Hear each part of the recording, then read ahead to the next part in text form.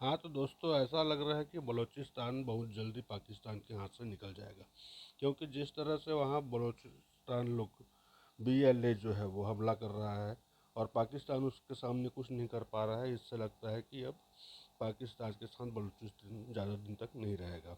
देखिए, मेजर गौरव आर्य और ओमकार चौधरी सर और रोहित शर्मा सर हमें क्या बता रहे हैं, क्योंकि ये तीनों ही पाकिस्तान के बारे में बहुत अच्छे से एनालिसिस करते हैं। इसलिए इनकी बात सुनना बहुत ज़रूरी है। नमस्कार। मिर्जा साहब जानना चाहेंगे कि अभी ताजा सूचना क्या है बलूचिस्तान से? जी, ताज़ा जो खबर है वो अभी जाहिर है कल तक ये क्लियर होगा कि एक्चुअल क्या कितने मारे गए और क्या हिसाब किताब था। लेकिन अब जो खबर आ रही है वो ये है कि ये कॉन्वॉय था 6 पाकिस्तानी मिलिट्री ट्रक्स का। अब ये खबर आ रही है, अब ये समझ नहीं आ रही कि इतनी बड़ी तादाद में ये फौजी जो नकलो हरकत है इसकी क्या वजह थी, इनका क्या प्लान था। लेकिन जब यह हमला हुआ तो उसके बाद कई पाकिस्तानी फौजी जो है वो जिंदा जल गए और आसमान जो है वो बताया जा रहा है कि बिल्कुल सुर्ख हो गया शोलों से और वो मारे गए। ये बलूचिस्तान में मैं तो साहब लगातार देख रहा हूँ, मैं बल्कि स्क्रीन शेयर करता हूँ अपने दर्शकों के साथ और आपके साथ भी। आप हिंदी तो नहीं समझ पाएंगे लेकिन मैं जो पढ़ूंगा वो आप समझ जाएंगे। ये 20 नवंबर 2024 की हेडलाइन है, पाकिस्तानी सेना पर TTP आतंकियों का भीषण हमला, 17 फौजियों का कत्ल। TTP के ये एक दिन पहले की है, TTP और BLA के वार से पस्त पाकिस्तानी सेना। फिर एक और नीचे है, पाकिस्तान में सेना के कैंप पर बड़ा हमला, 7 जवानों की मौत। फिर नीचे है, पाकिस्तान में सेना के कैंप पर बड़ा हमला, 7 की जान गई, 10 घायल। और फिर नीचे है, बलूचिस्तान में 130 पाकिस्तानी सैनिकों को मारने का दावा। ये 26 अगस्त 2024 की हेडलाइन है। ये बलूचिस्तान में जो कुछ चल रहा है, थोड़ा सा इसके बारे में डिटेल बताइए अमजद अय्यूब मिर्जा साहब। जी चौधरी साहब बताते हैं। ये पहले तो मैं आपको, चूंकि आपने वो रिपोर्ट दी है तो मैं आपको एक और रिपोर्ट यहाँ देता हूँ जो BLA बलूचिस्तान लिबरेशन आर्मी ने जारी की है। 2024 की रिपोर्ट उन्होंने की है जारी, और उसमें उन्होंने बताया कि स्पेशल ऑपरेशंस जो उन्होंने किए हैं वो 10 हैं और जो सुइसाइड अटैक्स हैं वो 6 हैं और 244 इलाकों में उन्होंने ये हमले किए हैं। इसमें कुल जो हमले बनते हैं वो 302 बनते हैं। अब इसमें पाकिस्तानी फौजी जो है 545 वो मारे गए हैं, 378 इसमें जख्मी हुए हैं और BLA ने जो जिंदा गिरफ्तार किए हैं उनकी तादाद 55 है और जो आला कार यानी जो इनके एसोसिएट्स हैं पाकिस्तान आर्मी के वो 37 मारे हैं, 108 धमाके किए हैं और 25 इन्होंने नाकाबंदियां सड़कों पे की हैं। कैंप 15 कैंप्स, फौजी कैंप्स पे कब्जे करके आकर के अपनी गाड़ी लगाई पाकिस्तानी आर्मी की गाड़ी के पड़ोस में और ब्लास्ट कर दिया, पूरी गाड़ी डैमेज हो गई। ये बोला है PLA की प्रेस रिलीज में। 47 लोग मारे गए इसमें, 47 लोग, छोटी फिगर नहीं होती। पुलवामा में इससे कम थे, नो डाउट अबाउट इट, लेकिन एकदम स्टाइल वही जो स्टाइल पाकिस्तान ने सिखाया ना, वही स्टाइल। 47 जो है फिदायीन, उन्होंने बोला कि फिदायीन हमला किया हमने ऑक्यूपाइड आर्मी में तुर्बत में।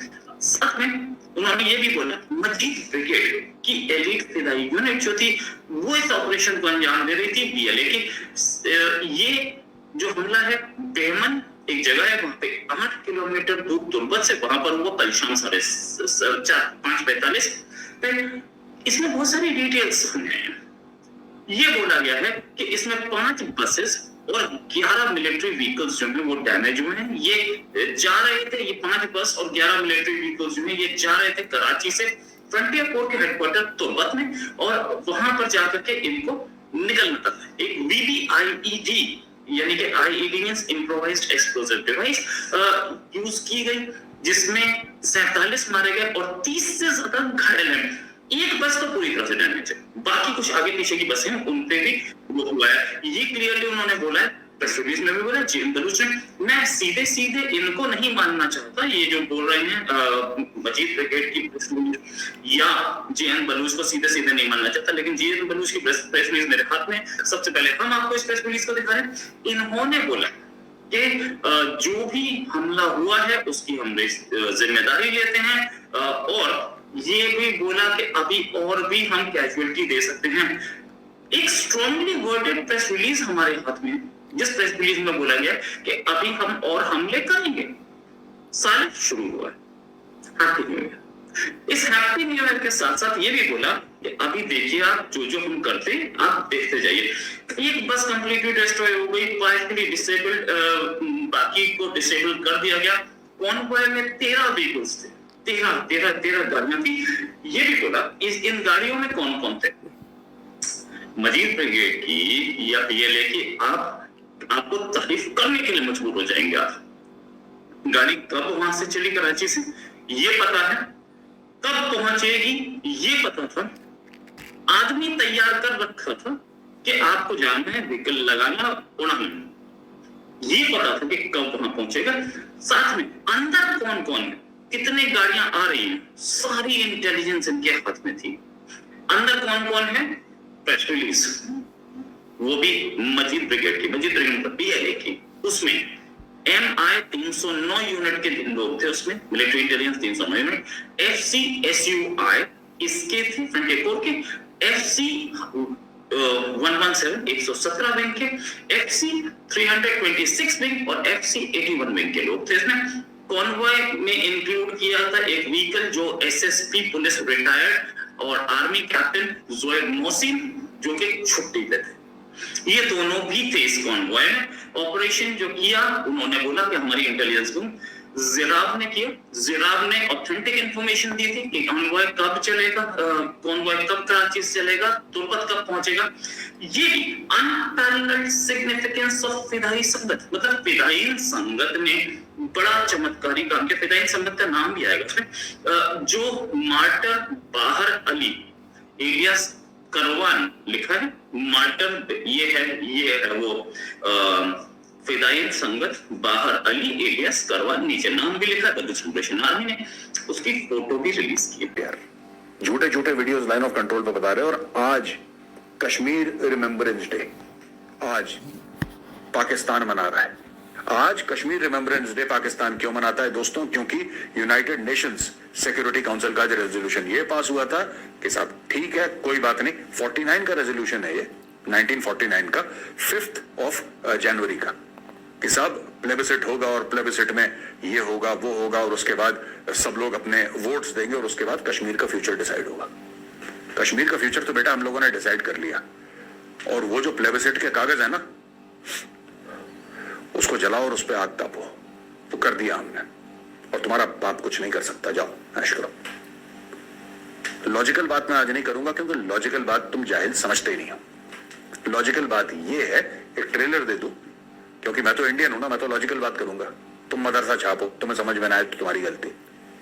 बात यह है कि अगर तुम प्लेबिसिट चाहते हो तो करवाते क्यों नहीं यार? क्यों पाकिस्तानी हो, प्लेबिसिट चाहते हो तो करवाते क्यों नहीं? प्लेबिसिट की अगर पहली शर्त यह है, और तुम्हें पहली शर्त माननी पड़ेगी क्योंकि तुम्हारे ऊपर है वो पहली शर्त, कि पूरे जो ऑक्यूपाइड एरियाज हैं पाकिस्तान ऑक्यूपाइड कश्मीर के, वहां से पाकिस्तान की फौज, पाकिस्तान की पुलिस, पाकिस्तान की ब्यूरोक्रेसी, पाकिस्तान की सरकार का एक एक बंदा वहां से हटाओ। दूसरा स्टेप है कि वहां पे इंडियन आर्मी आएगी, मुजफ्फराबाद, मीरपुर, सारे इलाके में इंडियन आर्मी आएगी। तीसरा स्टेप है प्लेबिसिट। तुम लोग पहले 2 स्टेप खा ले क्योंकि तुम्हारी कौम जाहिल है, 60% स्कूल नहीं गए, राइट, लिखना पढ़ना नहीं आता, सब ऐसे ही हैं पढ़े हुए। तो भैया उस कौम को समझाना तो बड़ा आसान है कि तुम्हारे खिलाफ हिंदू ने साजिश कर दी। आज मैं इसलिए कह रहा हूं क्योंकि आज श्रीनगर में आग लगी हुई, ये सब पाकिस्तानी मीडिया, ये जो पाकिस्तानी पंजाबी लाहौर का घटिया बेगैरत मीडिया बता रहा है, आज मैं तुम्हें एक्सपोज करूंगा, ठीक है ना? Today I will expose you. जरूरी है कि बाकी जो जाहिल पाकिस्तानी कौम है उसको भी पता लगे कि तुम्हारी फौज और तुम्हारा मीडिया बिल्कुल बिका पड़ा है। दोस्तों ऐसा है कि ये जो पाकिस्तानी बकवास करते हैं ना, ये असली मुद्दे पर ध्यान नहीं दे रहे। ये अपने लोगों को, जैसे इन्होंने 1971 में चूरन खिलाया था अपनी कौम को कि सब ठीक है, जिहाद चल रहा है, ये चल रहा है, हम लोग जीत जाएंगे, फिर अगले दिन सरेंडर कर लिया। आज की तारीख में इनके ड्यूरेंट लाइन पे आग लगी हुई है, आग लगी हुई है ड्यूरेंट लाइन पे। और ये क्या कह रहे हैं कि नहीं हम चीनी भेज रहे हैं। अरे बेवकूफ के बच्चों, चीनी भेजना छोड़ो, पहले उसको सेटल करो। और अगर मेरी बात मानो, rather than going to that भिखारी बांग्लादेश, हुज अ भिखारी लाइक यू, बांग्लादेश जाने की बजाय शहबाज शरीफ, आर्मी चीफ, जितने भी तुम्हारे ये लूजर्स हैं 4-5, इनको प्लेन में बैठाओ और काबुल जाओ और तालिबान की लीडरशिप के साथ बैठो काबुल में, वहां पे 1 हफ्ता रुक के आओ। पैसे नहीं मिलेंगे लेकिन अमन मिल जाएगा। Diplomatically engage with Kabul. गधों, क्यों दाएं बाएं घूम रहे हो तुम? तुम्हें ऐसा लग रहा है भीख मिल जाएगी तुम्हें? अगर तुम्हारे मुल्क में वायलेंस होगा, इन्वेस्टमेंट नहीं मिलेगी, याद रखना। और बलोच नहीं चाहते कि तुम लोग इन्वेस्ट करो क्योंकि तुम चोर हो।